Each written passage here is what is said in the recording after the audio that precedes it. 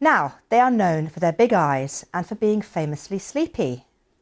Am I talking about myself here? No, sorry, no. Welcome to WatchMojo UK, where we'll be discussing iconic moments when news presenters decided to do their own thing. Before we begin, we publish new content every day, so be sure to subscribe to our channel and ring the bell to get notified about our latest videos. Derek Lewis says, Howard had certainly told me that the governor of Parkhurst should be suspended and had threatened to overrule me. Are you saying Mr Lewis is lying? Number 10. Victoria, Derbyshire writes support number on hand. Since the 90s, Derbyshire has been a staple of BBC News. To come and talk to us about whatever is in the news, about whatever issues they want to speak about. In 2015, she started hosting her own current affairs programme, simply titled Victoria, Derbyshire. In 2020, the COVID pandemic was at its peak and the majority of the country was locked inside. You keeping your head above the water. This was directed towards British people. This tragically caused an increase in domestic violence, which prompted Derbyshire to heroically write the number for a support line on her hand. She'd written it on her hand, taken a photo and tweeted it in the early morning. She decided not to wash it off before appearing on TV in an attempt to help viewers who needed help. I've learnt so much about domestic abuse over the years. I've been drawn to covering those kind of stories and interviewing people who have experienced it. And I know lots of police officers, and they have progressed so much in the way they deal with domestic abuse over the decades. So I know that officers take it very, very, very, very seriously now, in a way that in those days it was just seen as, in inverted commas, husband trouble. Number 9. Maitlis Cummings monologue. Good evening. Dominic Cummings broke the rules. Few journalists are as celebrated as Emily Maitlis, most famous for her interview with Prince Andrew, which caused him to step down from royal duties. He has quite obviously conducted himself in a manner unbecoming, yes. Unbecoming? He was a sex offender? Yeah. It was for an episode of Newsnight, a programme she is no longer involved in.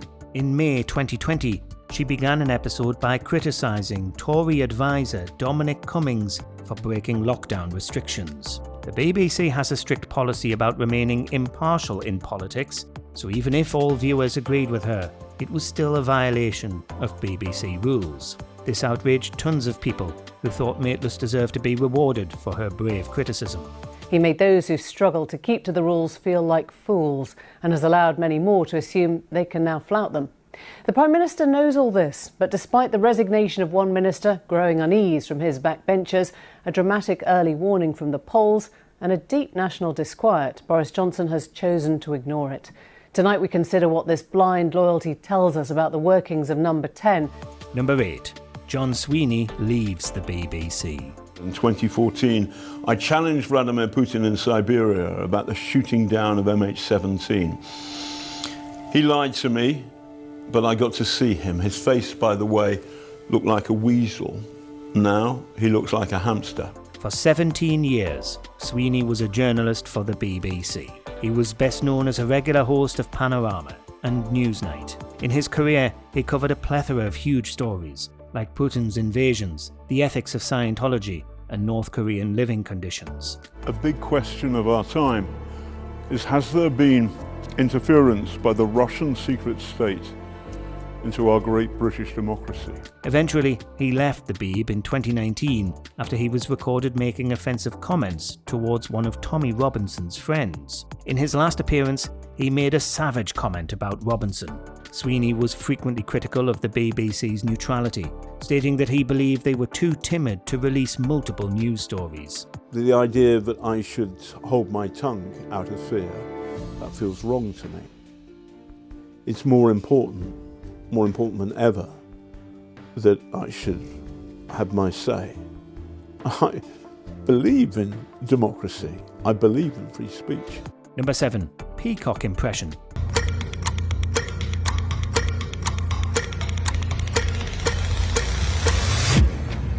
Live from London. Since 2003, Mariam Mashiri has worked for the BBC. One of her greatest blunders was showing her middle finger live on air in 2023. 2 years later, she did something even more hilarious. In 2025, she was doing a story about a peacock terrorising an English village. This motivated her to do a hilarious impression of a peacock, despite her producer asking her not to.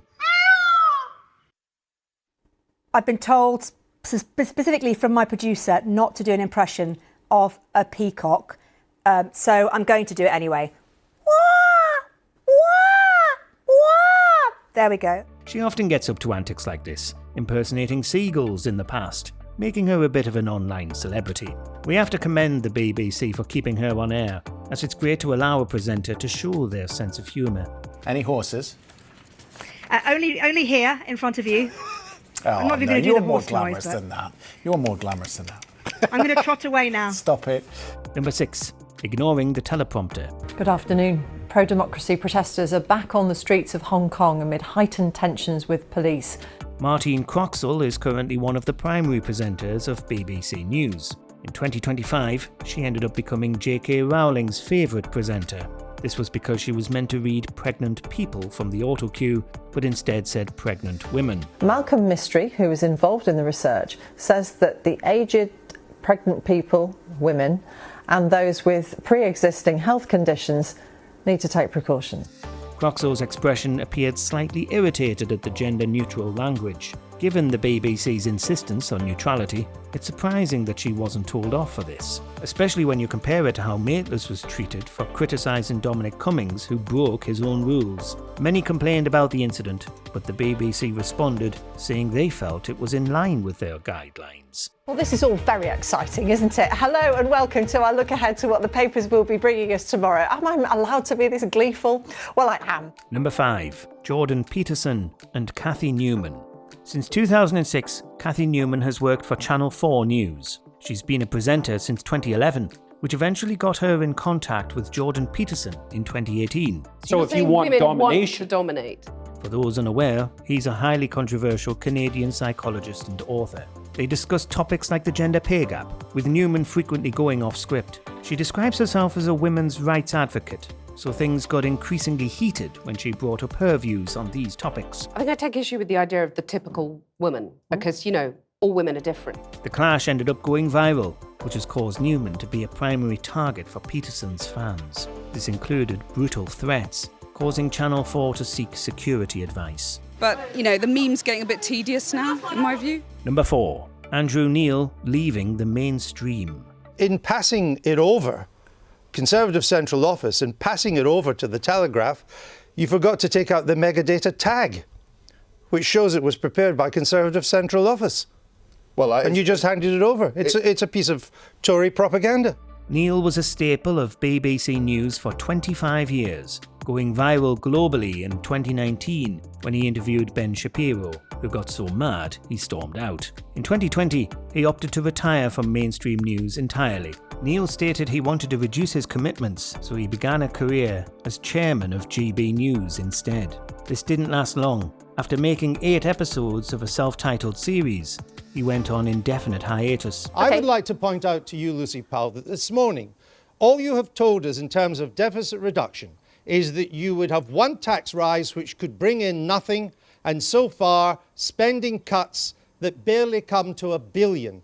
Add these two together, that is not a credible deficit reduction package. He left GB News entirely by the end of 2021, saying his decision was a huge mistake. Now he's as rogue as he's ever been, hosting a lunchtime radio show, which means he's less prominent than ever before.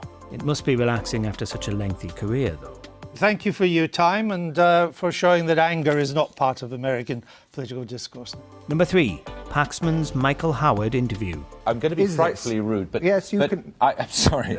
It's a quick, straight yes or no. Question, and I would give you an answer. Did you threaten to overrule him? One of the most recognisable journalists in the UK is Jeremy Paxman. He joined the BBC in 1972, joined Newsnight in 1989, and then earned a reputation for his no-nonsense interview style. What one's bound to say is, if I was sitting in Brussels and I was looking at you as the person I had to negotiate with, I'd think, she's a blowhard who collapses at the first sign of gunfire. Paxman's most famous interview was with Michael Howard in 1997.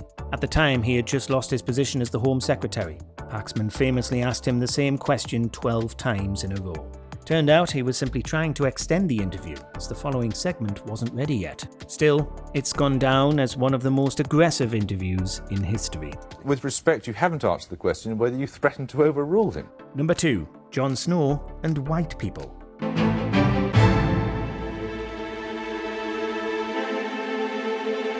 Between 1989 and 2021, Jon Snow was a constant face on Channel 4 News. Not to be confused with the character from George R.R. Martin's fantasy series, of course. One of his most controversial moments was when he visited a pro-Brexit rally in 2019. There he commented about the unusually high proportion of white people at the event. It has been the most extraordinary day. A day which has seen... I've never seen so many white people in one place. It's an extraordinary story. There are people everywhere. There are crowds everywhere. It was broadcast live on TV, which resulted in Ofcom getting over 2,000 complaints. A Channel 4 spokesperson released a statement to cool things down. She said Snow was simply observing a lack of diversity among the protesters, but could have done it more professionally.